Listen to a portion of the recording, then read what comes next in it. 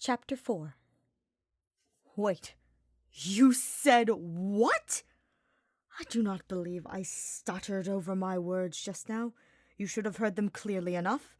I'm sorry, I'm still stuck at the part where you had the perfect romantic moment. Something dropped right out of a this damn storybook and you still screwed it up. Hubert looked up from his tome and shot Sylvain a barbed glare. The two were seated in a table in the library, poring over magic texts, specifically those centered around the theoretical and practical applications of fire magic on the battlefield, as well as several books on magical technology through the ages. A small glass orb sat dull and listless on the table between them. I was under the impression I was here to assist you with a research project, not to gossip about my disastrous outing with Ferdinand, which was, might I remind you, largely your idea. Hey, you are just as much to blame for that mess. Will you two both be quiet? Some of us have important research to attend to. Linhart drowsily snapped at the two from the next over, his voice slightly muffled on account of his face being buried in one of the many books he had open. Oh, please, everyone in the library can hear you snoring, Linhart. Sylvain rolled his eyes. Linhart lifted his head, eyebrows half drooping, green hair askew, and scowled at the two men. Catnaps are quite vital for improving cognitive functions, something the two of you clearly need to work on, seeing as you keep circling the same topic of discussion with no new headway to be made. Perhaps the two of you should sleep on this particular subject so the rest of us can finally have some peace from your squabbling. As much as it pains me to agree with Linhart with anything even remotely connected to the subject of gratuitous napping, he raises a strong point about the futility of discussing my mountaineering mishap, and we should cease this endless banter and return to the ask at hand. Hubert bit out, nodding towards the books and glass orb on the table. All right, Sylvain groaned out. He rolled his eyes and dove back into the text he was reading. After spending over a day in the infirmary under Manuela's close observation and cleared of his injuries, Hubert had slumped back into his room late into the night and collapsed face first into the bed. Despite doing little besides resting during his stay in the infirmary, exhaustion still smothered every bone and muscle in his body in an avalanche of lethargy. Manuela had warned him that fatigue was a common after-effect of concussions, and not to strain himself too much over the next few days.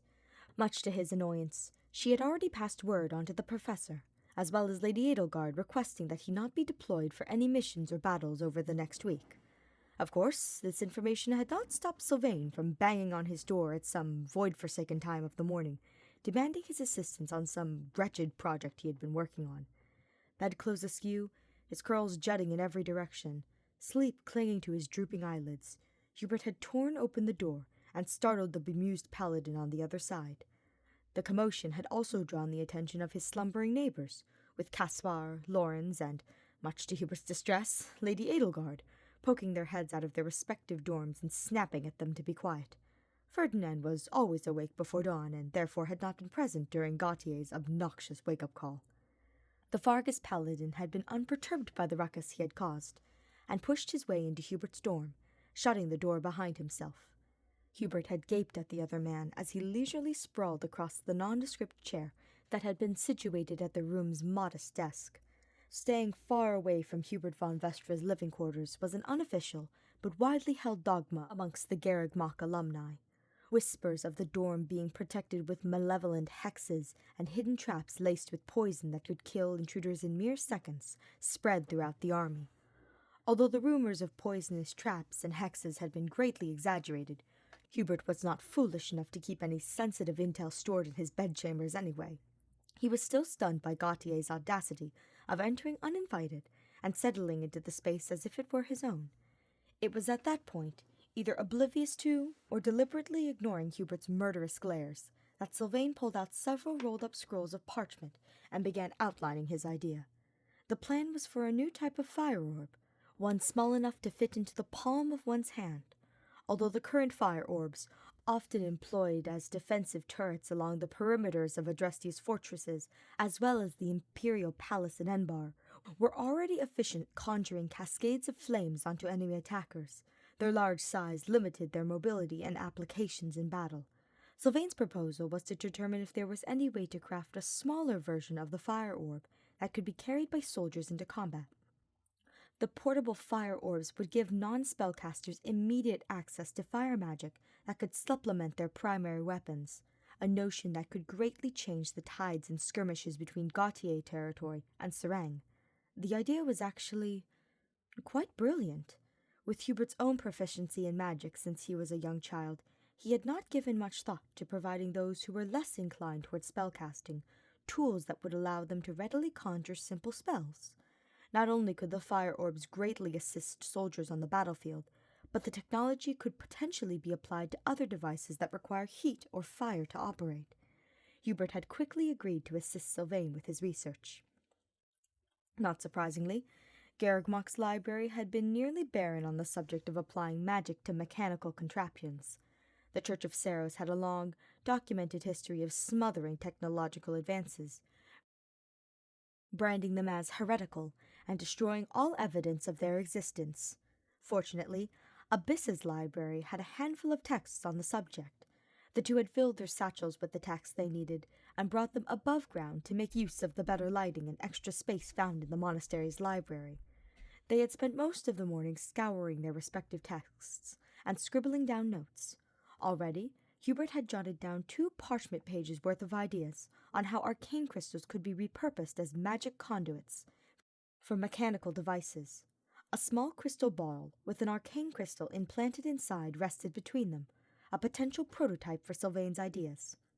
Thankfully, the medical aid Manuela had provided after Hubert's disastrous cliffside adventure had eliminated the parade of migraines that had stomped across the inside of his skull as a result of the concussion. That said, he still tired easily and had to take frequent breaks when reading. Hubert used those opportunities to verbally quiz Sylvain on some of the finer points of melding spellcasting with close-quarters combat in preparation for his Dark Knight examination. The paladin was able to answer every question flawlessly. Overall, they worked together surprisingly well. At least, until Sylvain inevitably derailed their research and study session off a cliff. So, what's your next plan? Are you seriously... The fire orb, Sylvain, Hubert growled lowly. He had to physically restrain himself from slamming a clenched fist onto the table. Look, just tell me what you have in mind next for Operation Woo the Pants Off Ferdinand von Eyre, and I won't bug you about this for the rest of the day. Forgive me, Operation what? Exactly?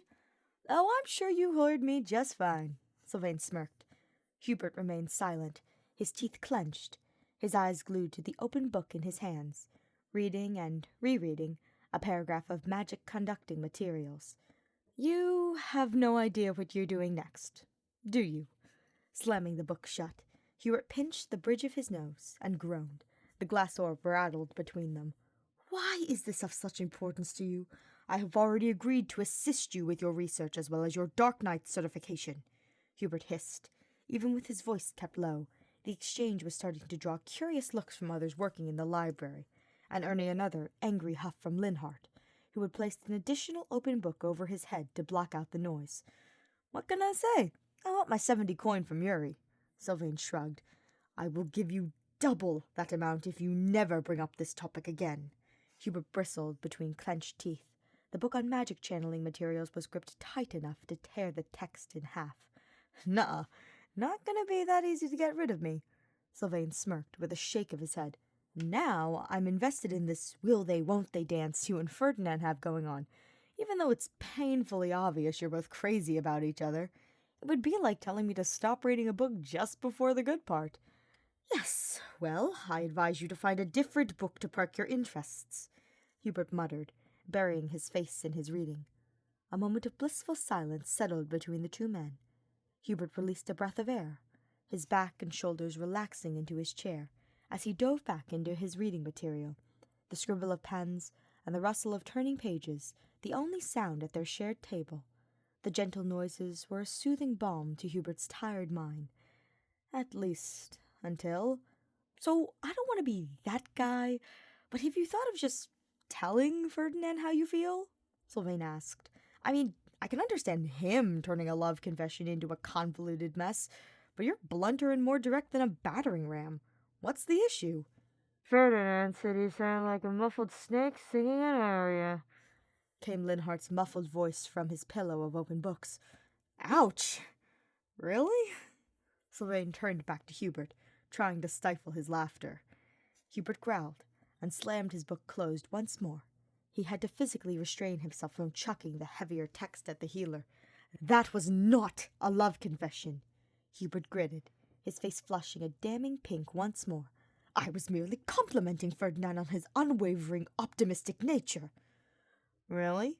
'Cause all I remember was being woken up because Ferdinand was panicking and thinking you were dying since you were being uncharacteristically nice, Linhart muttered, not even bothering to raise his head.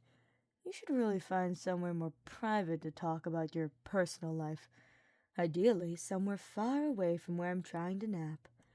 Hubert squeezed his eyes shut and massaged his temples. The familiar pulses of pain began drilling into the sides of his head. So much for his migraines disappearing. Okay, so that's not amazing. Sylvain winced with an awkward chuckle. Look, I know Ferdinand adores you. He's just a little dense. You should have seen the guy back on the mountain. He was a weeping mess when he thought you'd gotten killed. Terrific. So based on your observations, all I will need to do is continue to mangle myself in a series of near-death experiences until Ferdinand confesses his love for me. A delightful plan, Hubert muttered dryly. Now quit acting like a broody opera diva. We'll think of something that won't get you killed. Suddenly, Sylvain's eyes went wide, and his face brightened. Hubert could practically see the pieces of the next moronic plan fall into place inside the paladin's head. Unease curled in the mage's stomach like soured milk.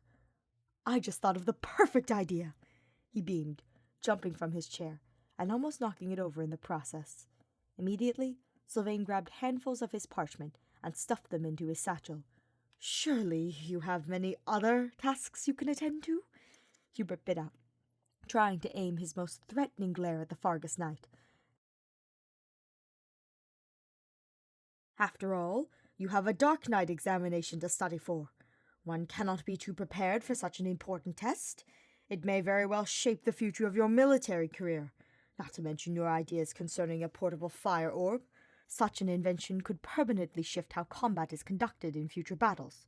Hey, I gave you my word. You help me with magic, and I'll help you with Ferdinand. Trust me, this next idea will help. I assure you that is not necessary. Don't worry. Your old buddy Sylvain has you covered. Sylvain grinned as he stuffed the last of his books into his rucksack. Please don't. I beg of you. It was too late. Sylvain was already headed out the library door, grinning like a fox that had just stumbled across an unguarded chicken coop. He departed with the exaggerated bow of a court jester, leaving Hubert to stew in dread of what the paladin was likely to come up with next. Hubert slumped over his desk, his forehead pressed against the pages of the open book that lay in front of him. He squeezed his eyes shut, hopelessly trying to banish the migraine that chiseled the inside walls of his skull. See, Hubert, even I knew you would come to appreciate the many merits of a good catnap during a fruitless study session, Linhart announced proudly, not bothering to lift his head from his own book. Hubert only groaned in response. Face down, arms draped over his head in a futile attempt to bury himself alive. The day was quickly drawing to an end, and Sylvain had been mercifully absent.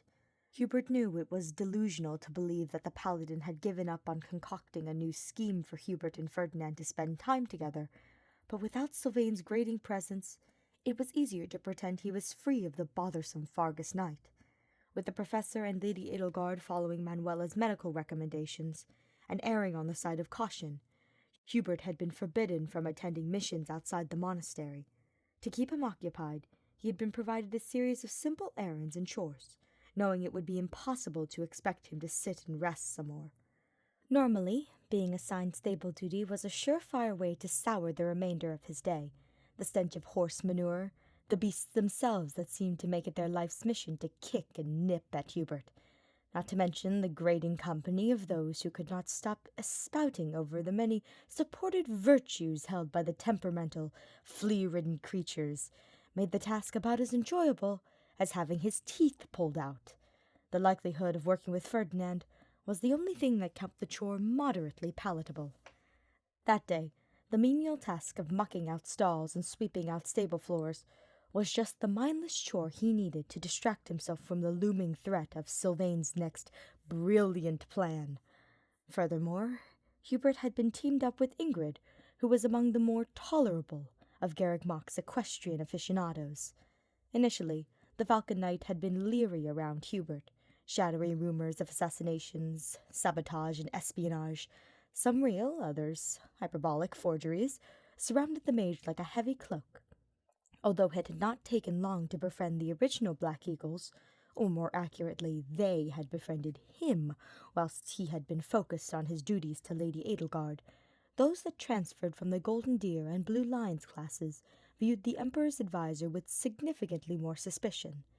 That said, once Hubert had let it slip that he held a soft spot for Pegasi, mentioning that his mother had been a dark flyer in her younger years, and how he had secretly dreamed of becoming a Pegasus Knight himself as a child, Ingrid had immediately lit up and warmed to his presence.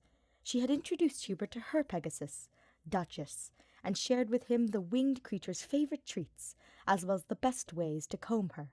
It took some time, but Duchess eventually became accustomed to the male mage's presence. As far as former classmates to be teamed up with, Ingrid was a reliable worker with many fascinating stories about raising Pegasi while growing up in Galatea territory, and, unlike many of her Fargus compatriots, Ingrid was discreet enough not to blather about Hubert's foolish childhood dream to others. After sweeping out the excess dirt from the stable floor, Hubert offered Duchess a handful of her favorite oats. A small smile quirked his lips, as the Pegasus nibbled at the treats. Although he would never dare to try and ride one, he had learned his lesson from his childhood near-death experience. Hubert still enjoyed the creatures, and had been secretly delighted when Duchess had warmed enough to his presence to accept pats and hand-fed treats. Ingrid locked away the horse feed and departed with a quick farewell to Hubert. It was just as Hubert was packing away the remaining equipment that Sylvain marched across the stable grounds, directly towards the mage, dragging a bewildered and mildly terrified Ignatz with him. "Hubert!" Sylvain called out. "I have the perfect way for you to woo Ferdinand. Golden Boy won't be able to keep his hands off you after this genius idea." Hubert groaned, tapping his forehead against one of the stable's wooden support beams. Sylvain came to a stop right beside Hubert, finally releasing his grip on the frightened sniper's arm. Ignatz stood awkwardly between the two taller men, shaking like a field mouse that wished for nothing more than to scurry away and hide in a patch of tall grass, wide, frightened eyes darting between the mage and the paladin. Hi, Hubert. Do you have any idea what this is about?" he asked meekly, his feet shuffling in the dirt, preparing to flee at a moment's notice. "I haven't the faintest clue," Hubert muttered. He took a deep breath that was supposed to be calming, but only managed to rattle his nerves like a jar of uncooked rice. He shot an icy glare at Sylvain. "Although I dread to hear what half-brained scheme you have managed to concoct this time, I don't suppose you will leave me until you have shared it.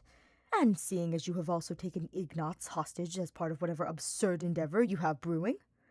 Very well, let us hear your proposal. Surely it cannot be worse than almost being devoured by birds and summarily dropped on my head from a lofty height. No near-death experiences this time, I promise." Sylvain was practically vibrating with excitement. His face split into a wide grin. He reached into his satchel and pulled out several scrolls of rolled parchment. "I have just the solution to your dating woes. Ferdinand is going to be absolutely smitten with this next—" "Sylvain, okay. The scrolls were juggled in the paladin's hand for a moment as he struggled to unroll them. "Ta-da!" he announced proudly as he presented the unraveled scrolls to Hubert. Hubert blinked at the content presented to him. Ignatz's face turned a flaming scarlet. He ducked his head to avoid catching the other's gazes. Each parchment contained anatomically well-detailed illustrations of people in various states of undress, arranged in a series of sexually provocative poses. Some still wore boots, open coats and tunics, scarves, hats, and gloves, but absolutely none of the clothing worn by the illustrated models did anything to conceal their most intimate areas. Genitalia, orifices, everything was on full display in painstakingly sketched detail.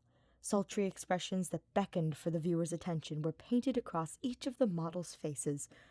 "Well, those are certainly, anatomically accurate," Ignatz gulped, his voice quivering and his eyes still averted to the ground. Massive swaths of blazing red scorched the entirety of the archer's face. "Fascinating. Sylvain, is there a reason why you have chosen to share your collection of erotic artwork with Ignatz and myself?" Hubert sighed, giving the paladin a withering look.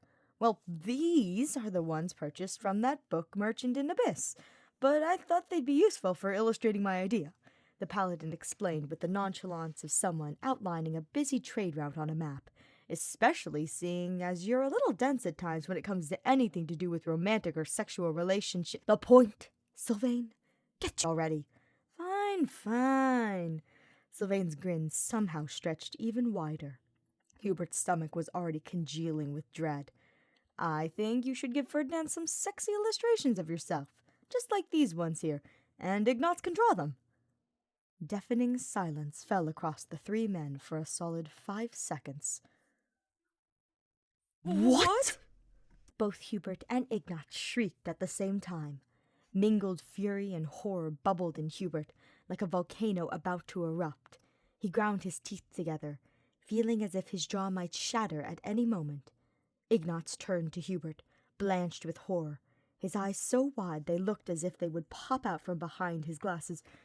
"But by the goddess, Hubert, I had no idea, I swear. Sylvain just dragged me here and said he needed my help with something. I would never have agreed to such a—" "Ignatz, my ire is not directed at you," Hubert reassured the archer with a heavy sigh.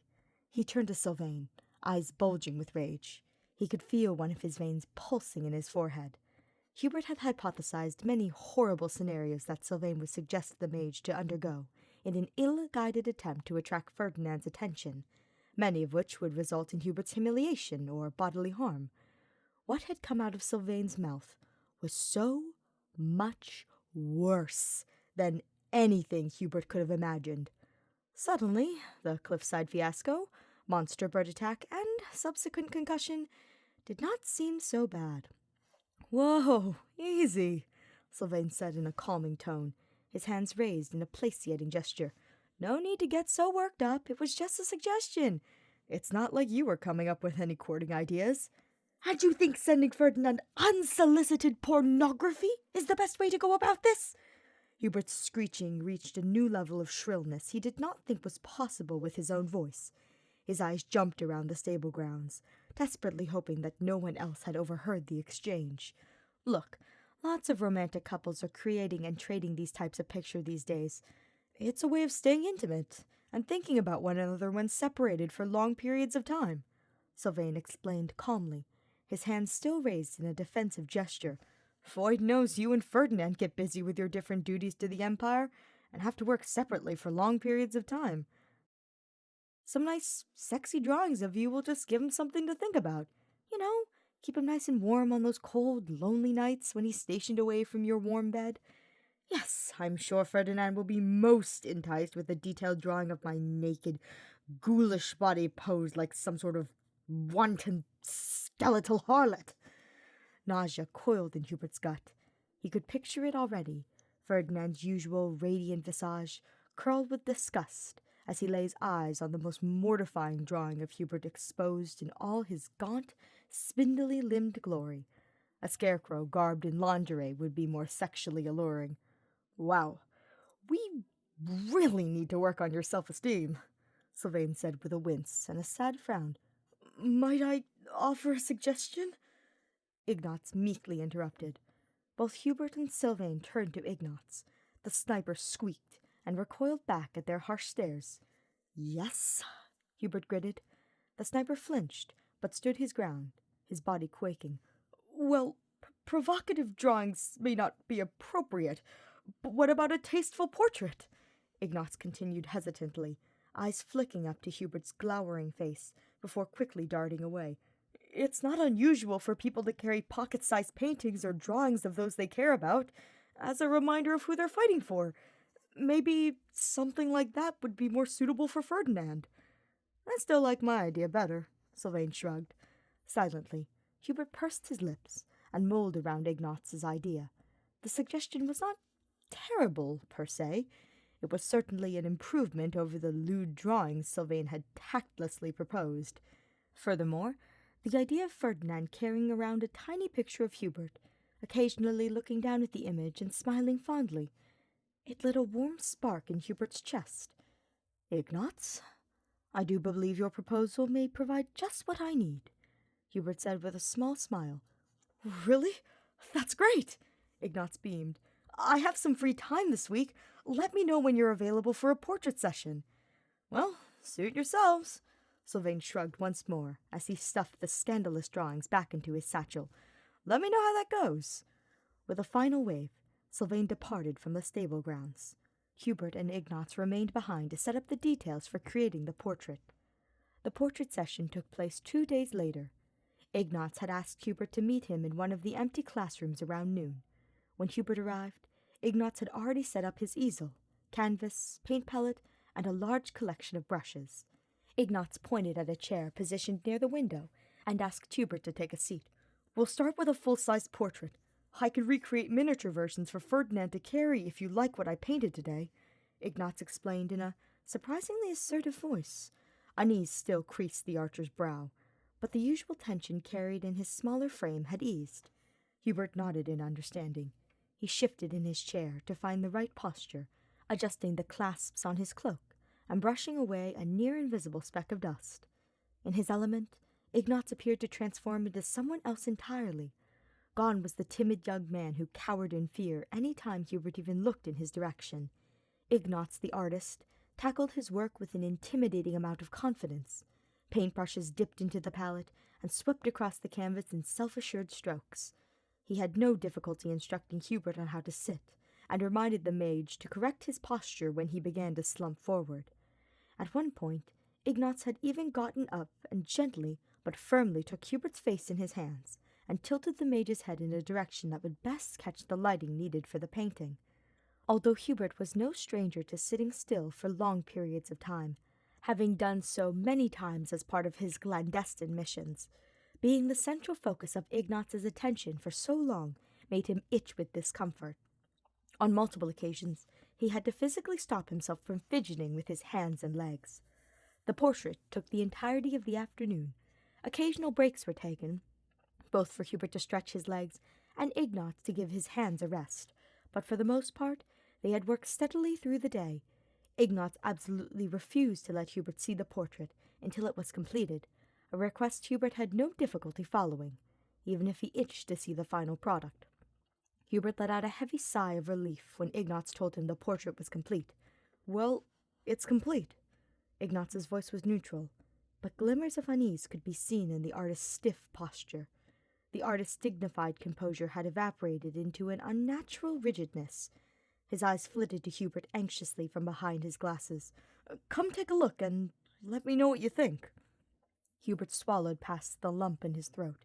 He circled around to catch his first glimpse of the completed portrait. Hubert had seen Ignaz's work before and knew that anything he created would be of the highest quality. Tingles of excitement jumped across Hubert's arms and chest.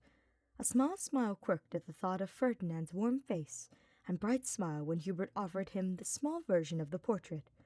More warmth filled his chest as he thought of the picture being carried in one of Ferdinand's coat pockets, maybe one close to his heart. Hubert shook saccharine thought away, took a deep breath, and went to examine the portrait. As expected, the portrait was meticulously accurate in every way.